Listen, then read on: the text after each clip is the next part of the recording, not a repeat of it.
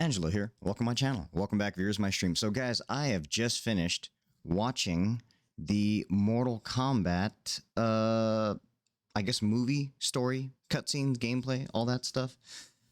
And I gotta say, overall, it was fine. I mean, I wasn't expecting like a beautiful, amazing, crazy story.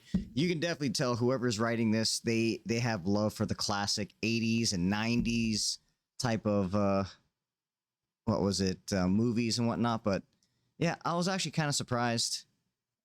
They definitely rewrote a lot of characters. A lot of characters are definitely missing from like Mortal Kombat 1 and 2. You see, if anything, this is like a cameo, super cameo filled game where basically just everybody is just here. And again, cameo is a new thing, a part of the game, and it is 100% cameo based.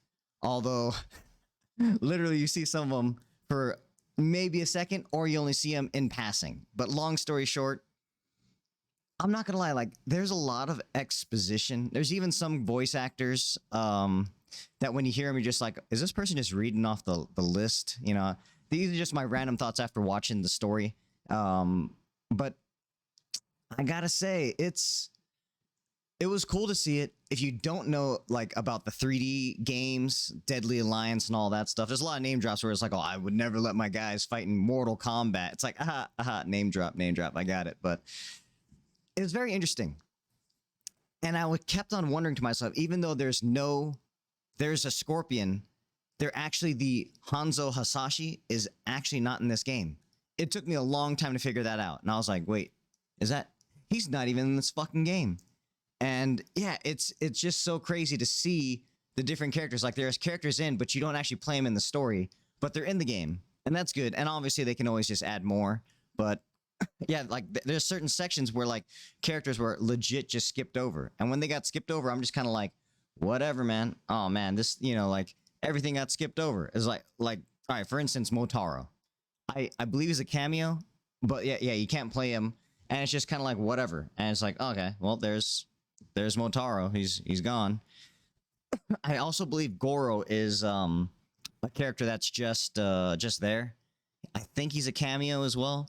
But and I'll be real, the voice actor for Sub-Zero, he was a little rough. Like, I mean, he just sounded like he's got way too much anger and like that. Yeah.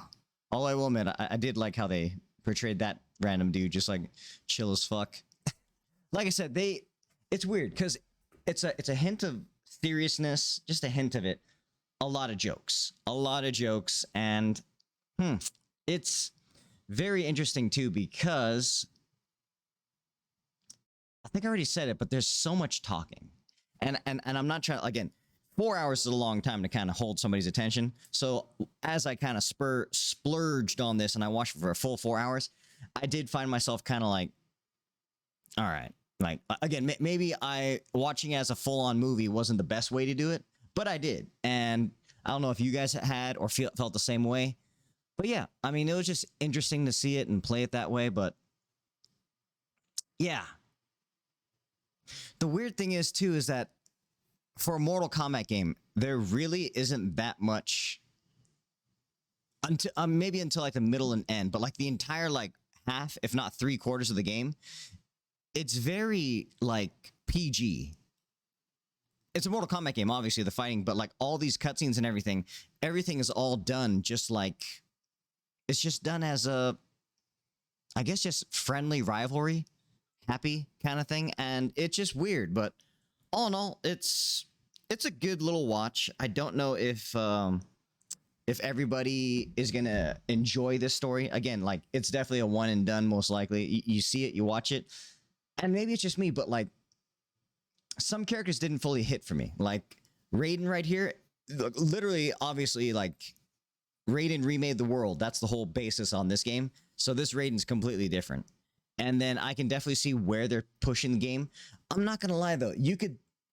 It's so weird because I just watched it. And I can't help but think that these are so many movie plots. And I don't want to say anything, but like if you watch Avengers and stuff like that, there's a lot of like, hey, it's time to team up. We need to get the band back together kind of stuff. And then there's also multiple points where it's like that plot device that's super convenient, and it's like, oh boy, it's perfect. You know, it's this is exactly what you need to have everything work out, and it does, and it's like, oh, I knew the situation would happen eventually, and I knew we would need this, and yeah, long story short, yeah, they do it. So I don't know what to say. It was a fun watch for a little bit, but maybe because everything is so fucking different, I just don't really understand if I was a super big fan, but I guess I like it when everyone gets along, and I like the way they definitely brought some more humanity to a lot of characters that were missing. But then after they bring out that humanity and they tell you how this person is or that person is, you know, again, not trying to spoil it if you do want to play it or watch it for yourself, but there'll be certain parts where just be there like, cool, damn, okay, character development. Oh, that's kind of cool. And then you never see that character again. I mean, maybe you'll see them, like I said, all cameo, but there are just way too many characters they introduce in this game. And the story cutscenes that, like, if you don't even know who they are, like I said, everyone will think that this is Scorpion, but this is actually Sub-Zero #2, the one that had the scar on his face. So these guys are brothers, and everyone's super confused, but there is no Hanzo Hasashi. So the original Scorpion's not in this game. Crazy, huh? But yeah, all in all I can think of is just, if you like it, give it a shot. But like I said, it is heavy when it comes down to the tropes, heavy on the MacGuffins, heavy on the plot devices. There's going to be a lot of confusion. I mean, I'll just say the ending just makes you kind of laugh and just go like, oh, damn, all right, that's exactly what I thought it was and shit like that. Or they put some stupid stuff in. If you know that Johnny Cage does a bunch of like references to movies. I love the fact that he made a reference to Reptile where he can go invisible. It's not really that much of a spoiler, but he's like, dude, the guy went full Predator. I'm like, hell yeah, I love Predator. But anyway, guys, let me know in the comments below what you guys think. For just under 4 hours runtime on this, I think it was worth it one time. I would probably say watch it in spurts because, like I said, maybe it's just me. I've been working too much. During the talking sections where like nothing was really happening and characters I didn't really care about too much, I started nodding off a little bit.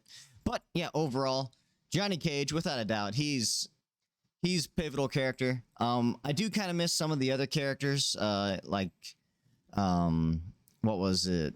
Damn, I can't even think of their names right now. But long story short, you at least get a name drop, cameo, something, this and that. But yeah, well, let me guys know what you guys thought. Did you guys enjoy it? Did you guys watch it? Did you play it? Are you still playing it?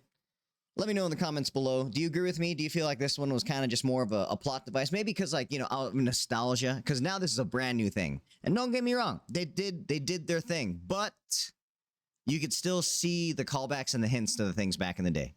All right, guys. Anyway, that's my quick story review for Mortal Kombat 1. Let me know what you guys think in the comments below. And what you guys thought. Were there too many MacGuffins? Were the plot devices, was it all super contrived? Were you just kind of like, whatever? Either which way, let me know in the comments below. Thank you very much for watching. I'll see you guys out there. Later, y'all.